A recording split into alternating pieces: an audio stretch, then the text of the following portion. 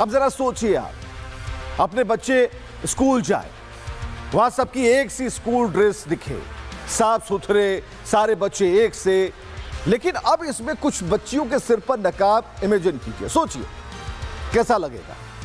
और उससे भी बड़ी बात, क्यों पहनना है? और यही सवाल इलाहाबाद हाई कोर्ट ने भी पूछा। मुस्लिम पक्ष की दलील थी कि उनके धर्म का मामला है, लेकिन धर्म तो मस्जिद या घर तक सीमित होना चाहिए ना। स्कूल के तो सबके नियम बिल्कुल बराबर है, वहां से ये अलग व्यवस्था क्यों थोपी जाए? तो इलाहाबाद हाई कोर्ट ने मुस्लिम छात्राओं के हिजाब पहनकर स्कूल आने की मांग को ठुकरा दिया और इस पर कुछ मौलाना भड़क गए, उनकी छाती पर सांप लौट गया। पूरा मामला क्या था, एक रिपोर्ट आपको दिखाते हैं।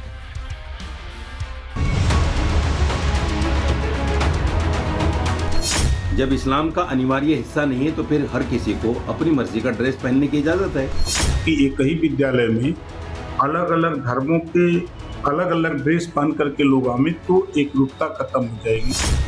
मैं हिजाब को घूंघट में बदल देना चाहता हूँ। इलाहाबाद हाई कोर्ट ने स्कूली छात्राओं के हिजाब पहनने पर रोक लगाने का फैसला क्या सुनाया? मौलानाओं के पेट में मरोड़ उठनी शुरू हो गई। ऑल इंडिया ईमान एसोसिएशन के अध्यक्ष मौलाना साजिद रशीदी ने तो इसे धार्मिक आजादी से जोड़ दिया। जब इस्लाम का अनिवार्य हिस्सा नहीं है तो फिर हर किसी को अपनी मर्जी का ड्रेस पहनने की इजाजत है। जो स्कूल्स अपनी मनमानी तरीके से कपड़े छोटे करते जा रहे हैं, मिनी स्कर्ट तक बना दिया है, क्या ये ठीक है? लेकिन ड्रेस पर नॉर्म्स को नहीं थोपा जा सकता।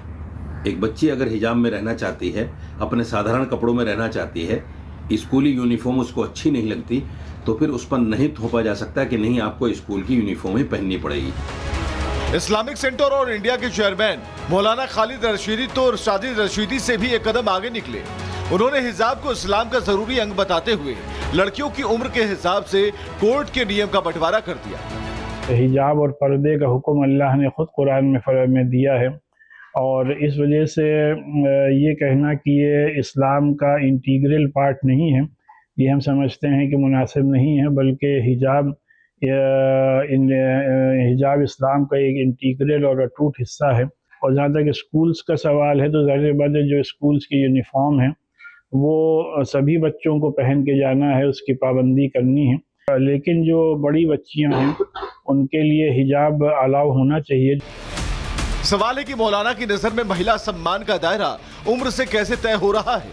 अगर किसी किताब में लिखा है तो वो सबके लिए लिखा हुआ, फिर इसमें उम्र का सवाल कहां से आया? कुछ ऐसे ही विचार मौलानाओं के रहनुमा बनने वाली कांग्रेस के भी हैं। कांग्रेस नेता शकील अहमद ने तो हिजाब की तुलना घूंघट से करने की कोशिश की और ये तर्क दिया कि ये तो निजी फैसला होना चाहिए, इसमें कोर्ट का क्या काम? मुद्दा क्यों उठता है? घूंघट पे सवाल, मैं हिजाब को घूंघट में बदल देना चाहता हूँ। इस देश की में परंपरा से घूंघट काटती हैं बच्चियाँ, महिलाएं, बहुएं, बहनें, रिवाज है। तो यह रिवाज है और कोई अपनी शनाख्त के तौर पर या उसको अच्छा लगता है और वो हिजाब पहनना चाहता है, सर पे वो ओढ़नी रखना चाहता है, सर पे पर्दा ढकना चाहता है, तो इस पे रोक नहीं होना चाहिए। उसकी इंडिविजुअल आज़ादी का सवाल है। शकील अहमद साहब कह रहे हैं कि हिंदू लड़कियां भी तो घूंघट करती हैं। भाई, आपने किस स्कूली बच्ची को घूंघट करके स्कूल जाते देखा है? इलाहाबाद हाई कोर्ट का आदेश कहता है कि हिजाब पहनना इस्लाम का अनिवार्य हिस्सा नहीं माना जा सकता, क्योंकि मुस्लिम पक्ष ऐसे कोई साक्ष्य अदालत में प्रस्तुत नहीं कर पाया जिससे इसे माना जाए। इलाहाबाद हाई कोर्ट ने दो टूक कहा कि स्कूलों में ड्रेस कोड पालन करना एक अनिवार्य प्रक्रिया है। यह छात्रों के बीच अनुशासन और एकरूपता बनाए रखने के लिए जरूरी है और व्यक्तिगत पसंद के आधार पर इसमें बदलाव नहीं किया जा सकता। जो धार्मिक परंपराएं होती हैं वो अपने मंदिर में, अपने घर में पालन किया जाना चाहिए, सार्वजनिक स्थलों पे नहीं। तो इलाहाबाद हाई कोर्ट का ये फैसला स्वागत योग्य है और मुझे लगता है मुस्लिम समाज के लोगों को इस फैसले का मर्म समझना चाहिए और देश की मुख्य धारा में आना चाहिए। हाई कोर्ट ने हिजाब पहनने पर आपत्ति नहीं जताई, लेकिन अगर कोई स्कूल में हिजाब पहनने की जिद करे तो ये बात उचित नहीं, क्योंकि स्कूल यूनिफॉर्म तो बनी ही इसलिए थी कि छात्रों के बीच भेदभाव ना पैदा हो।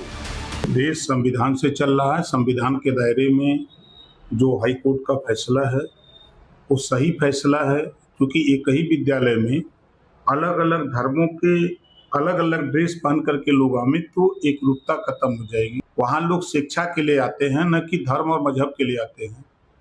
तो एक रूपता जिस विद्यालय का जो ड्रेस है, उस विद्यालय के सभी बच्चों को एक साथ एक ड्रेस में विद्यालय में आने के लिए जो हाईकोर्ट का फैसला है वो स्वागत है। तो हिजाब के मुद्दे पर पहले भी कई बार विवाद हो चुका है और इस बार जब इलाहाबाद हाईकोर्ट ने तथ्यों को आधार बनाया, फैसला सुनाया, तो कई साधु संतों ने भी इसका समर्थन किया। देखिए, माननीय न्यायालय के फैसले को हम धन्यवाद देते हैं। हम हाई कोर्ट ने जो फैसला दिया है, सभी बच्चों के लिए एक सा ड्रेस कोड होना चाहिए, क्योंकि यदि तरह तरह के वस्त्र पहनेंगे तो बच्चों में अलग जाति धर्म भेदभाव की समस्या उत्पन्न होगी। हिजाब की परमिशन बिल्कुल नहीं होनी चाहिए, क्योंकि ये विद्या का मंदिर है। यहाँ सभी बच्चे पढ़ने आते हैं और सभी एक से परिधान में आएंगे, एक सी ड्रेस में आएंगे तो सभी को अच्छा लगेगा। कोर्ट ने इस बात को सही कहा कि हिजाब इस्लाम का जरूरी हिस्सा नहीं है। हमारे देश में कोर्ट पहुंच जाते हैं लोग और हिजाब पहनने की स्कूल के अंदर एसेंशियलिटी मानने का प्रयास करते हैं। आज इस बात को सरकार को अच्छे से जांच करनी चाहिए और जिस प्रकार का ये ब्रेन वॉश दिमागी तौर पर एक आतंकवाद फैलाने का प्रयास किया जा रहा है, इसको तुरंत से तुरंत अंकुश लगाने की जरूरत है, समाप्त करने की जरूरत है। संतों को आप सुन पा रहे हैं, संतों संत मुस्लिम नेताओं को भी ये बात समझ में आ रही है कि इस फैसले का विरोध किस एजेंडे के तहत किया जा रहा है। फैसला स्कूली छात्राओं के लिए, किसी की धार्मिक भावनाओं को ठेस पहुंचाने के लिए तो नहीं।